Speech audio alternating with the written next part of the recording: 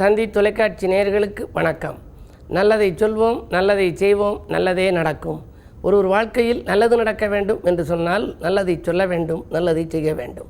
அந்த அடிப்படையில் இன்றைக்கு 7/9/2014 ஞாயிற்றுக்கிழமை திருவோணம் நட்சத்திரம் காலை 8:19 வரை, பிறகு அவிட்டம் நட்சத்திரம். இன்றைக்கு ஆவணி ஞாயிற்றுக்கிழமை. சூரியனுக்கு பொங்கல் வைத்து படைத்து வழிபாடு செய்தால் சுகங்களும் சந்தோஷங்களும் கிடைக்கும்.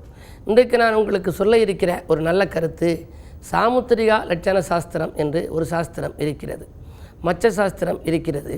உடலுக்குரிய அங்கங்களை எல்லாம் எடுத்து சொல்லக்கூடிய விதத்திலே சாமுத்திரிகா லட்சண சாஸ்திரம் இருக்கிறது, மனு தர்ம சாஸ்திரம் இருக்கிறது. இப்படி எத்தனையோ சாஸ்திரங்கள் முன்னோர்கள் எழுதி வைத்திருக்கிறார்கள். சிலை வடிப்பவர்களும் சித்திரம் வரைபவர்களுக்கெல்லாம் இந்த சாமுத்திரிகா லட்சணம் தெரிந்திருக்க வேண்டும் என்று சொல்வார்கள். உடலிலே எந்தெந்த அங்கங்கள் எந்தெந்த அளவிலே இருக்க வேண்டும் என்று சொல்வார்கள். ஒரு சில அங்கங்கள் ஒரு சிலருக்கு கூடுதலாக இருக்கும். சிலருக்கு 5 விரலுக்கு பதில் 6 விரல் இருக்கும். 6 விரல் இருந்தால் அதிர்ஷ்டம் என்று சொல்வார்கள். அதே போல் ஒரு சில அங்கங்கள் எப்படியெல்லாம் குறைபாடுகளாக இருக்கிறதோ அதற்கேற்ற விதத்திலே அவர்கள் வாழ்க்கையும் அமைந்திருக்கும் என்று சொல்வார்கள். கண்ணதாசன் சொல்லுவான், இடை சிறுத்தும் மேல் விரிந்தும் இடையின் கீழ் ஓரளவு வளைந்தும் நடை தளர்ந்தும் மயக்கும் கழுத்தளவு 8 விரட்கடையும் இருப்பதுதான் அழகென்று கட்டி தமிழில் காரிகையர் இலக்கணத்தை பற்றி படித்துள்ளேன் என்று சொல்லி ஒரு கவிதை எழுதியிருப்பார். அதிலே சொல்வார், முந்தா நாள் வாங்கி வந்த முருங்கைக்காய் கால் முளைத்து வந்ததனைப் போலே வருகின்றாய் வாடுகின்றாய் என்று ஒரு வர்ணனையிலே சொல்லுவார். ஒரு சிலர் சந்தையிலே வாங்கி வந்த ஜாதி பரங்கிக்காய் உருண்டு திரண்டது போல் உயிர் கொண்டு எழுந்திடுவார் என்றும் குறிப்பிடுவார். அங்கம் பருத்துவிட்டால் அழகு கலைகளுக்கே பங்கம் வரும் என்று சொல்வார். அந்த அங்க சாஸ்திரத்தை எடுத்துரைப்பதிலே மூக்கு நீளமாக இருப்பவர்களை எல்லாம் பாருங்கள், நல்ல அறிவாளியாக இருப்பார்கள். கிளிமூக்கு என்று சொல்வார்கள். எடுத்துக்காட்டாக சொல்ல வேண்டுமானால் நம்முடைய இந்திரா காந்தி அம்மையாரை சொல்லலாம். இந்திய நாட்டை நல்வழிப்படுத்தி நடத்தி வந்த இந்திரா காந்தி அம்மையாருக்கு மூக்கு நீளமாக இருக்கும் என்று குறிப்பிடுவார்கள். அதே போல் மூதறிஞர் ராஜாஜி நல்ல சிந்தனையாளர், அந்த சிந்தனை வெற்றி பெறுகிற சிந்தனையாக இருந்தது. இப்படி அறிவு மிகுந்தவர்களாகவும் கல்வியிலே தேர்ச்சி பெற்றவர்களாகவும் வாழ்க்கையிலே நல்ல யோசனைகளை சொல்பவர்களாகவும் இருப்பவர்களுடைய மூக்கெல்லாம் நீள மூக்காக இருக்கும், கிளிமூக்காக இருக்கும் என்று சொல்வார்கள். அதே நேரத்திலே நெற்றியிலே சுருக்கம் அதிகமாக விழுந்தால் ஆயுள் தீர்க்கம் என்று சொல்வார்கள். 4 சுருக்கம் 5 சுருக்கம் இருந்தால் 100 வயது வரை கூட அவர்கள் வாழ்வார்கள் என்று சொல்வார்கள். இப்படி அங்கசாஸ்திரம் என்று ஒரு சாஸ்திரம் இருக்கின்றது. அந்த சாமுத்திரிகா லட்சண சாஸ்திரத்தின் அடிப்படையிலே பார்க்கின்ற பொழுது எப்பொழுதும் ஒருவர் சிரித்த முகத்தோடு இருக்க வேண்டும் என்று குறிப்பிடுகின்றார்கள். சினம் இருந்தால் பணம் இருக்காது என்பார்கள். ஒரு இலக்குமி வாசம் செய்ய வேண்டுமானால் சிரித்த முகத்தோடு இருக்க வேண்டும். அதனால்தான் சிரிப்பு நடிகர்களை கொண்டு திறக்கின்ற கடைகள் எல்லாம் செழிப்பாக இருக்கும் என்றும் குறிப்பிடுவார்கள். அப்படிப்பட்ட அருமையான சாமுத்திரிகா லட்சண சாஸ்திரத்தை நீங்களும் படித்து உணர்ந்து உங்களுடைய வாழ்க்கையையும் வழிநடத்தி கொள்ளுங்கள் என்று தெரிவித்து இனி இன்றைய ராசி பலன்களை இப்பொழுது உங்களுக்கு வழங்கப் போகின்றேன். மேசராசி நேயர்களே, உங்களுக்கெல்லாம் வாரிசுகளின் வளர்ச்சி கருதி எடுத்த முயற்சிகளில் வெற்றி கிடைக்கின்ற நாள். இன்றைக்கு வாங்கல் கொடுக்கல்கள் எல்லாம் ஒழுங்காகும். ராசிநாதன் செவ்வாய் 8லே இருந்தாலும் கூட குரு 4ஆம் இடத்திலே உச்சம் பெற்றிருக்கின்றார். எனவே சுகங்களும் சந்தோஷங்களும் கிடைக்கும். பயணங்களால் பலன் உண்டு. பாக பிரிவினைகள் கூட சுமூகமாக முடியும். இந்த நாள் உங்களுக்கு இனிய நாள். ரிஷபராசி நேயர்களே, உங்களுக்கெல்லாம் வங்கி சேமிப்பு உயர்ந்து வளம் காணுகின்ற நாள். இன்றைக்கு மங்கள நிகழ்ச்சிகள் மனையில் நடைபெறுவதற்கான அறிகுறிகள் தென்படுகின்றன. நண்பர்கள் நல்ல தகவல்களை கொண்டு வந்து சேர்ப்பார்கள்.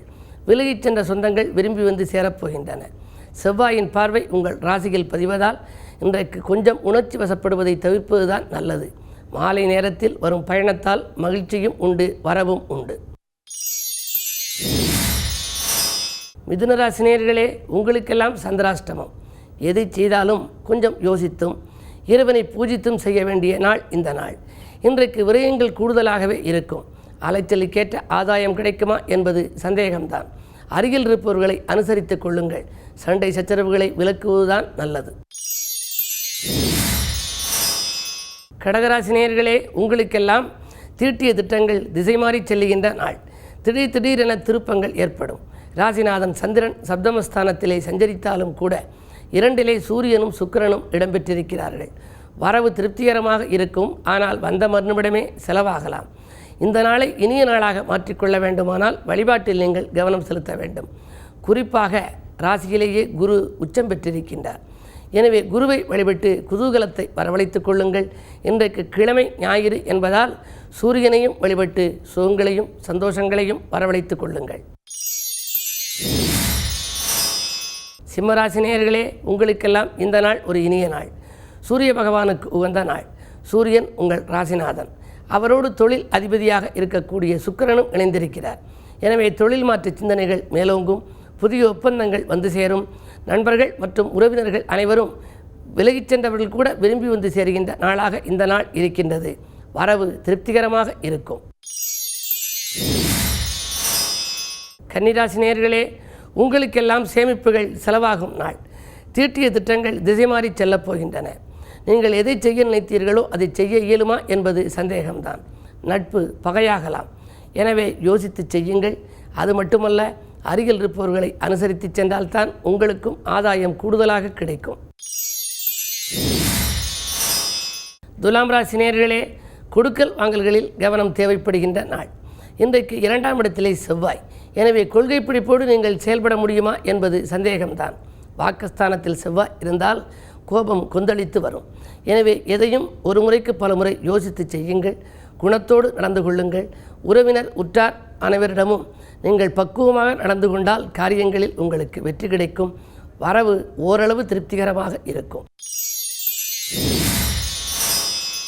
விருச்சிக ராசி நேயர்களே, விஐபிக்கள் வீடு தேடி வருகின்ற நாள். வெற்றி தகவல்களும் உங்களுக்கு வந்து கொண்டே இருக்கும். இடம் வாங்கலாமா, பூமி வாங்கலாமா என்று சிந்தித்தவர்களுக்கு அது வாங்கக்கூடிய யோகம் இன்றைக்கு உண்டு. பணவரவு திருப்திகரமாக இருக்கிறது. புதிய தொழில் தொடங்கும் திட்டங்களை கூட ஒரு சிலர் மேற்கொள்வார்கள். அது மட்டுமல்ல, இன்று மாலை நேரத்தில் உறவினர்களால் ஒரு நல்ல தகவல்கள் உங்கள் இல்லம் தேடி வந்து சேரப்போகின்றது.